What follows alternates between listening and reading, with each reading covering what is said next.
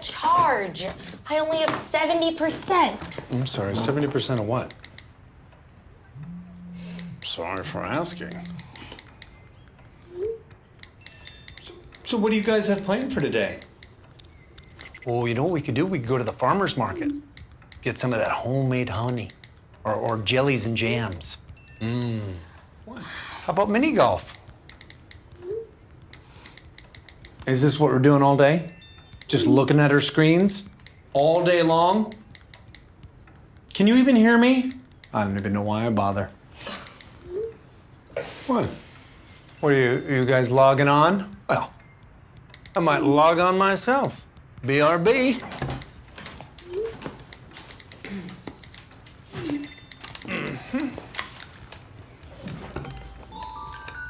There we go. You guys don't have an exterior antenna. First of all, I love Pete Gardner. He's just really fun to watch. Like, I don't know if you guys saw the show Crazy Ex-Girlfriend, but he was in that. So it's for me, it's always fun seeing him on screen. Like his comedic timing is great, and I thought he was a great fit in this movie. One thing I'll give for feedback is I thought certain sequences went a little too long. Like they made their point, but I felt like and they were funny, but I felt like they weren't adding new information anymore. So I was wondering when it was going to get to the next point in the story. But also I thought it was kind of like mainly because of him. It's sort of like this really endearing OK Boomer film. So it very much reminded me of points of it when my mom had asked me to teach her how to text, or which I did 4 separate times before she finally got the hang of it. And that is just how it was. And like the flip phone, favorite part, because there's nothing more satisfying in my life when I was a youngin' than when I was done with a call and slamming it shut while the other person was talking, like if I was mad about something, and just making like the emphatic like, nope, I'm done now. And I thought that like bringing back technology like that, like, I mean, I grew up with kind of like the age of that, like brought me back to remembering like, I grew up when I was a kid, like we didn't have that. Like me and my friends had to like entertain ourselves. Like we didn't have TV, like, well, because we didn't want to pay for cable, and like, we played pretend, we played outside, we made a lot of dance shows and things we made our parents sit through, which was really, really terrible for them. I thought it was interesting, the analogy that, you know, to be happy, you have to live in the past. You know, that the technology is something that's frustrating and overwhelming, and it's just so much easier to wish for things to be different, and yet in reality you're not living.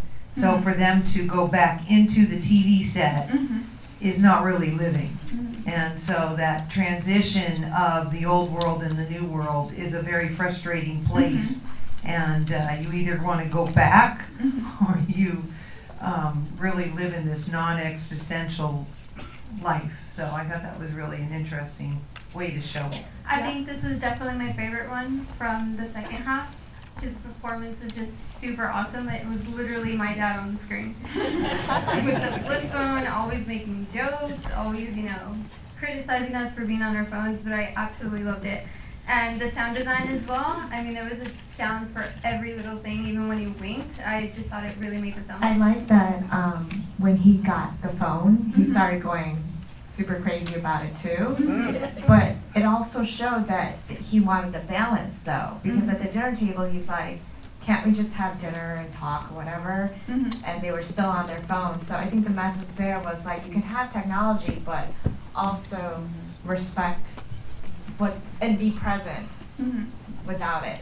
Yeah, because he did eventually adapt, and he did get the phone, and he did figure out how to work his Bluetooth with his bro and his dog, whatever he ended up calling him.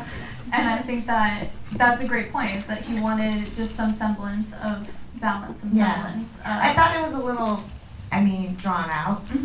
I think they could have gotten to the point sooner. Okay. It was just a little over the map. I don't have any real critical commentary, but this movie really spoke to me because my dad legit brought in garbage TVs from the street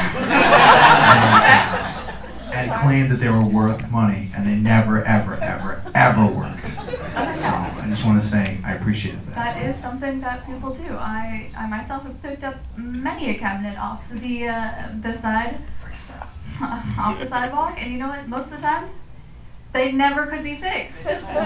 Always wobbled, always fell over. Absolutely. I'm Hank Lambert. I'm producer for Appy Days. Question about what inspired you for each of your films. Eric and I have been writing projects together for a few years and put together scripts. And, you know, it's write what you know. And Eric picks up shit off the side of the road all the time and brings it home. And his wife just goes crazy about it. And that TV, and that was all shot in Eric's house. Okay, the interiors were at his house, and that TV has been sitting in that living room for years. And now he's got like old movie theater seats in there, and he collects stuff and tries to fix it. So that was the inspiration. We were trying to spoof him a little bit, and but he kind of wrote himself as, he had Pete play him, so, and Pete's just one of the funniest people ever. And the comment about the things went on a little long, that's because Pete's funny, and we just couldn't cut some of that stuff out. And I'm always the one telling Eric to cut stuff down, but I couldn't convince him to shave some of those things off. You guys tell me what you shot on and what the budget was for your project. I know it's kind of a specific question. It was been about 17,000, 18,000 total. Here, Alexa, what's Alexa? What was the most challenging part of filming? The challenge for us is Pete and Molly are both working actors, and we had a low budget. Of course, I say that, and Eric funded most of it. So, so we're trying to work with their schedule, and if you notice, we had several different scenes and locations, and the logistics of all that is it's exciting and fun and challenging, and that's why we do what we do, right? But that was the big challenge. And cutting down the scenes that Pete just continues to ad-lib, and we have 14 different takes that are absolutely gold, and we didn't know which one to take.